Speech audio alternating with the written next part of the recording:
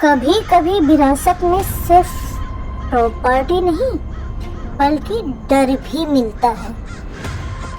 यह एक बहुत ही सफल आर्किटेक्ट थी और बहुत अकेली थी, जिसे अपनी दादी की मौत की खबर मिलती है।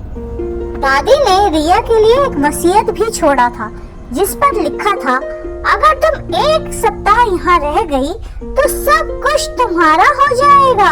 रिया बहुत खुश होती है और कहती है, सिर्फ एक सप्ताह और सब कुछ मेरा। वाह! दादी की हवेली में जब रिया जाती है तो दरवाजा बड़ा चरमराता हुआ खुलता है। रिया देखती है कि घर बहुत ही पुराना है। दीवार पर दुनिया भर की धूल जमी पड़ी है। हर कमरे में अजीब सी गुड़िया और दीवार पर अजीब से निशान बने हुए हैं। पहली रात में ही रिया जब सोने जाती है तो उसे दीवार के अंदर से खरोशने की आवाज आती है। रिया मुस्कुराकर कहती है, चूहे होंगे। और अगली सुबह जैसे ही रिया सोकर उठती है तो देखती है कि उसके पास में लकड़ी की आंख खुदी होती है, जैसे किसी ने बड़ी ही सफाई से उसे उकेरा हो। रिया थोड़ी घबरा जाती है। वो देखती है कि पूरा घर बदल रहा है। कुर्सी अपनी जगह से हिल रही है। शरीर ही मीठी सी गंध आ रही है घर के अंदर से, और उसे लगता है कि कोई उसे बार बार पुकार रहा है, रिया, रिया। रिया बाहर की ओर देखती है, पर बाहर तो इतना गाढ़ा धुंध छाया हुआ था कि बस एक सफेद सी दीवार दिखती है। वो पूरी तरह से फंस गई थी वहाँ।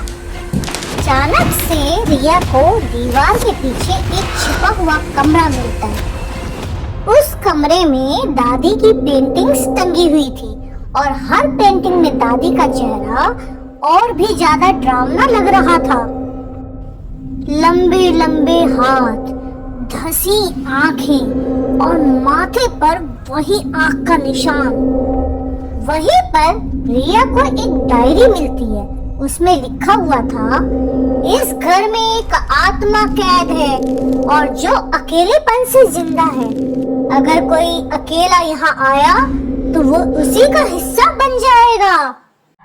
तभी एक साया सामने आता है, जिसकी शक्ल बिल्कुल दादी जैसी, लेकिन बिल्कुल चेहरे झुर्रियों से भरा हुआ और भयानक था। वो रिया से कहती है, मेरे साथ रहो, मैं तुम्हें सब दिला दूंगी। रिया को डर की वजह से अपना परिवार याद आता है, जिससे वो दूर हो गई थी, और कहती है, नहीं नहीं, मैं अब अकेली नहीं रहना चाहती। वो सारे निशान मिटाने लग जाती है, गुड़िया को तोड़ देती है। जोर जोर से घर हिलने लगता है और वो आत्माएं चीखना शुरू कर देती है, पर धूल बनकर बिखर जाती है। अगली सुबह किसी सपने से कम नहीं था, क्योंकि धुंध छट चुकी थी। रिया हवेली के बाहर खड़ी थी, थकी हुई थी और मुस्कुरा रही थी। कभी कभी खामोशी सिर्फ सन्नाटा नहीं होता, बल्कि वो एक आवाज होती है जो हमें याद दिलाती है कि अकेलापन भी एक दानव बन सकता है।